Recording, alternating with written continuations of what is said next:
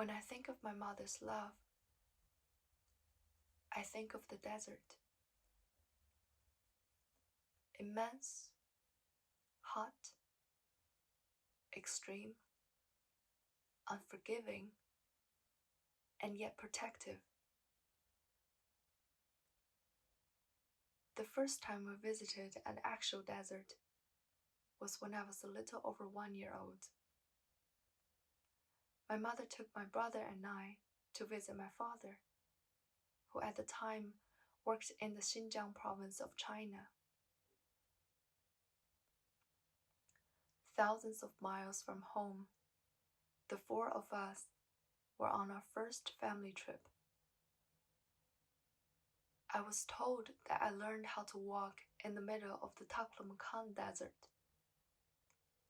Surrounded by the powdery sand, my mother thought I would be safe even if I fall down.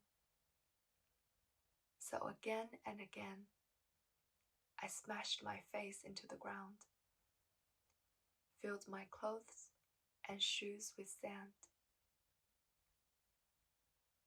When I finally learned that the sand couldn't possibly hurt me, that there's no need to be afraid of falling down, I learned how to walk. I learned how to walk in the desert. My mother was 35 years old when she had me. When I asked her if she felt any particular thrill when she gave birth to her second child, she said she couldn't remember much more than a haunted feeling of numbness.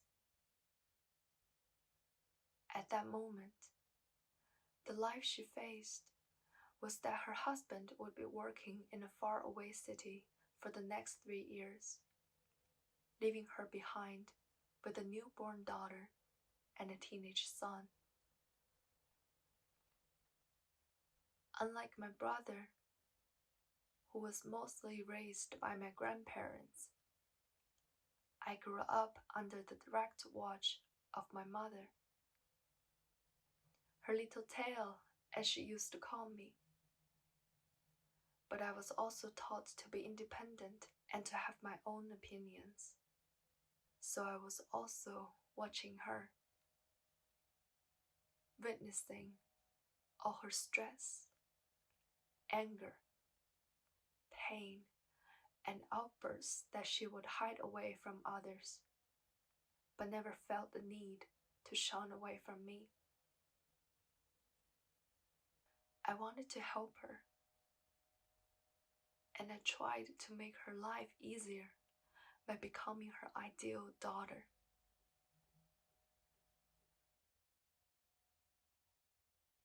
The protection and care she gave me were like the powdery sand from the desert where I learned how to walk.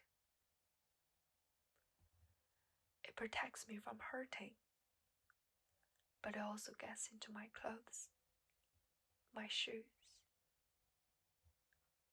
slowly into my hair, my nails, and eventually my mouth and my lungs. Dehydration, suffocation, and a struggle to walk out of that desert.